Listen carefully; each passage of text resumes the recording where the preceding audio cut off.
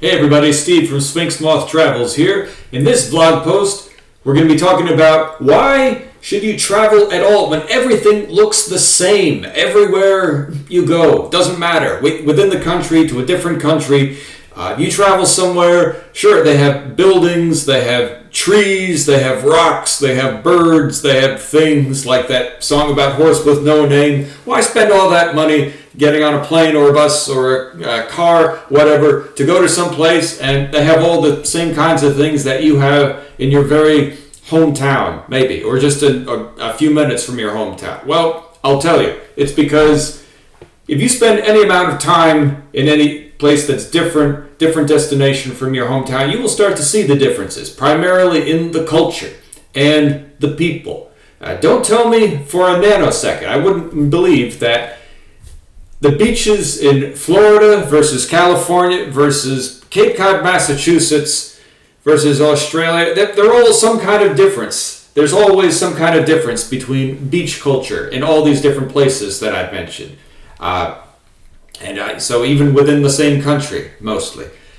Even between, even you have surfing in California and Hawaii as well. Florida, maybe not as much. Cape Cod, yes, some, wherever there's waves, there's surfing, I suppose, but in the way people hang out at the beach, in the way they spend their time there, of course, climate and culture, and the whether there's mountains in the background, sand dunes, yes, all geographic features. Going to a different city, okay, yes, you have trees and birds and say big cities, New York, Boston, and you have some of that even here in Tampa. So why would you even travel? Why would you even bother to travel? Well, to experience somewhere new, the differences are in the people. The whole world might be developing, and you can have buildings everywhere, cars, trains, and some of them might look kind of the same, but there is still some kind of cultural difference, even within the same country. The beaches in Jeju Island, South Korea, are quite different from the ones in Busan, South Korea, and its environs. And it's been a while since I've been there, so I'm sure things have changed and developed. So even though you can have different coffee shops or different stores, everything kind of looking a little bit the same, sometimes that's an external similarity. That's an external homogeneity, if I can say that. The difference is in the people.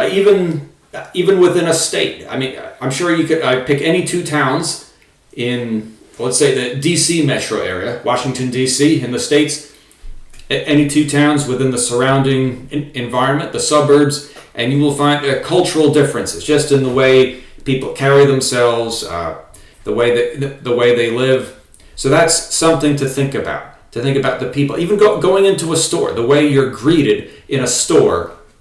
You can go into a grocery store in different parts of the world, different countries, even different parts of the United States, or other countries as well, and it's going to be different. The customs are going to be different. The way when you go to check out at the cashier, than they would be in your hometown. It might be paying in cash, card, whatever. The same card. It's the same because I'm paying with the same credit card that I use everywhere else. Well, yes, maybe, but the customs about greeting somebody when you go into a store in France, it's might not be the same in the States, where it's not typically expected. Yes, I know there are Walmart greeters, professional people who do that a lot of the time, but it's just different. And some places might be more similar than others. The old joke about how Canada is very similar to the U.S. How does it go? Like when they started, Canada started. They wanted French culture. They wanted. I can't even remember. Yes, they wanted British culture, French cuisine, and American technology. What they got was American culture, British cuisine, and French technology. Anyway, that's it's different. Even when you cross the border from the U.S. going into Canada, you can notice some differences.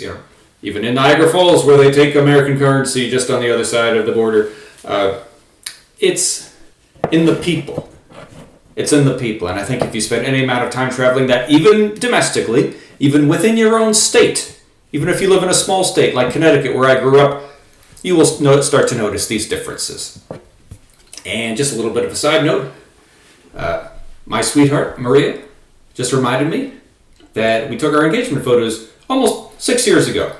And happily married 5 years. This is a little snow globe thing that she got me some time ago. Isn't she beautiful? I love you, baby.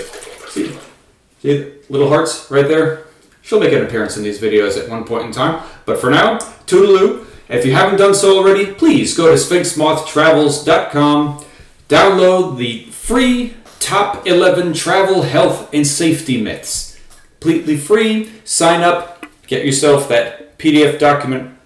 More to come as usual. Take care. Bye-bye.